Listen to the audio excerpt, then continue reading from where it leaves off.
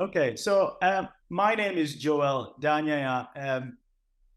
I am a lecturer in adult nursing at the University of Cumbria in the UK, and I am also on the Education and Social Justice program currently in my second year. And I came across Kimberley Crenshaw's work, which I found really, really interesting, and for which I could relate to a lot of it.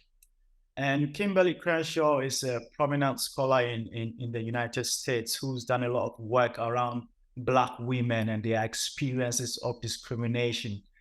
So, just a little bit of background on myself. I was born and bred in Ghana, in West Africa.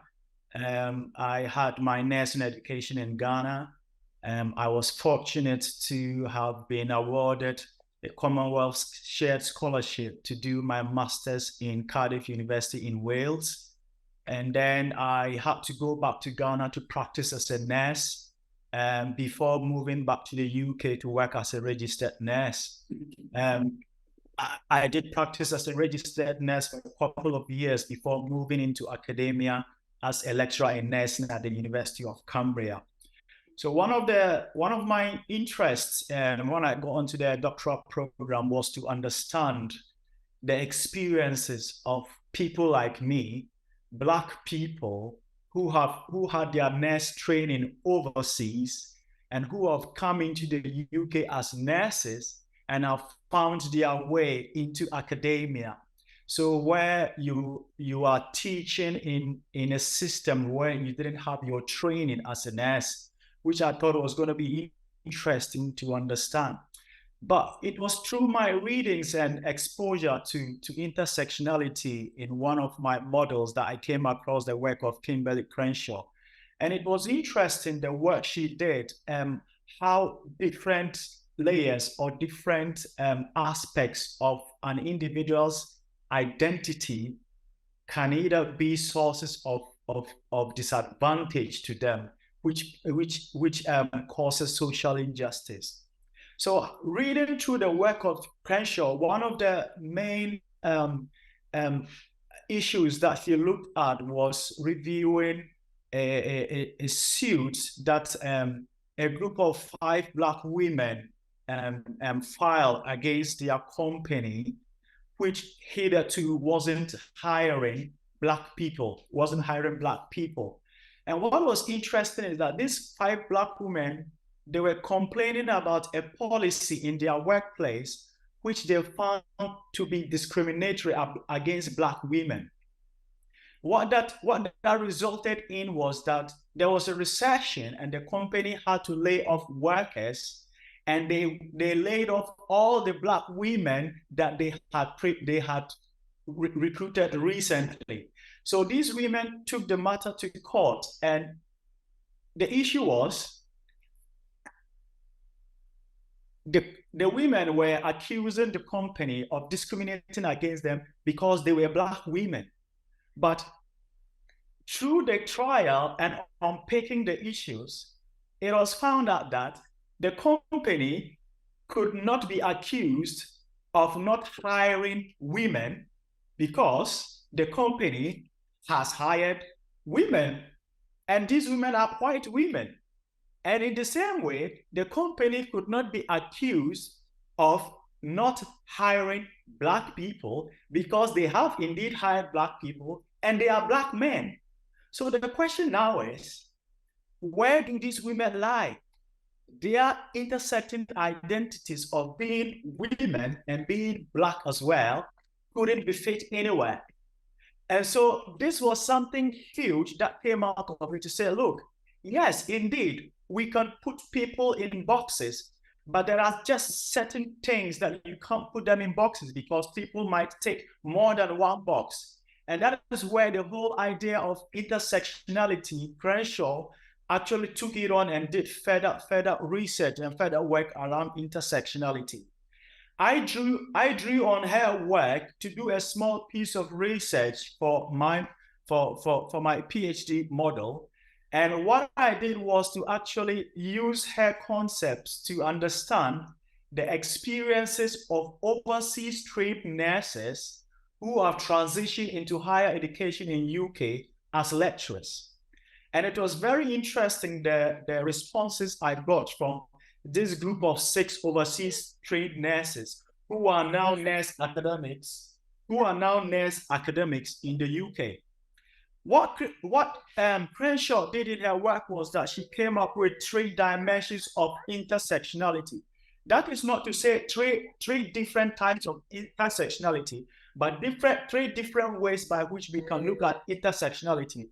And she looked at structural, political, and representational dimensions of intersectionality.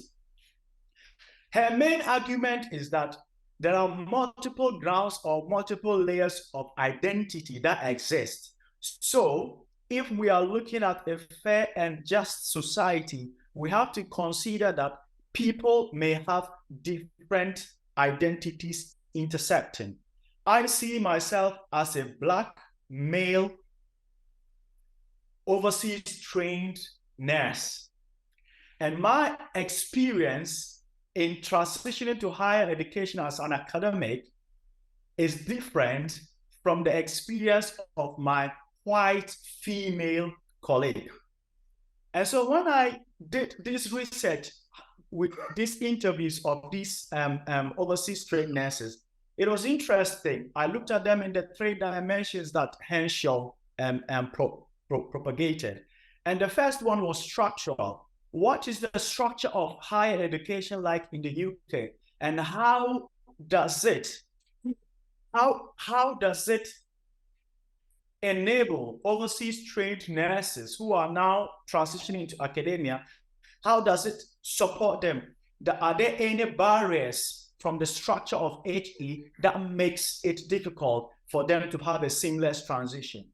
And one of the things that came out strongly was that because most of these overseas trained nurses have had no experience of higher education in the UK, they found it difficult understanding the system of higher education and how the system works. So they wanted something of a more structured induction, a more structured mentorship to enable them to be able to transition effectively to higher education. Another thing that came up was the political. The political bit was most of these overseas trained nurses, they did recognize that they brought in a lot of value to their teams. They are very experienced with different experience of healthcare in different cultures. And they believe that even with these experiences they had, they still felt that they needed to work extra harder to prove themselves. They felt that they were not being recognized. Their experiences, their knowledge wasn't recognized as much as they would in higher education. And the last one was representational, which tied in a lot to their lived experiences of racism and microaggressions in the workplace. The sad thing that I found from this piece of work was that this racism was not only from within their work sphere and their work colleagues, it was actually from the students that they were teaching, and which I found that to be very concerning, because there's already, and from my own lived experience, you already feel as an outsider. So to be in an environment where you do not feel valued, at the same time, the very people that you feel you are imparting knowledge on are being racist towards you in one way or the other. So I drew in from all this, from this intersectionality approach from Crenshaw to do this piece of research, which I'm currently preparing, hopefully, to get it sent out for publication. So this is what Crenshaw talks about in relation to intersectionality. So that my experience as a Black male overseas trained academic and the experiences that I have, the structure of HE should be in such a way that it enables me to be able to give up my best in the workplace without any forms of discrimination or injustice occurring. So I'll stop here. I don't know how I'm doing with time, but clearly I'm having a lot of distraction on this side. Thank you, John, for the opportunity.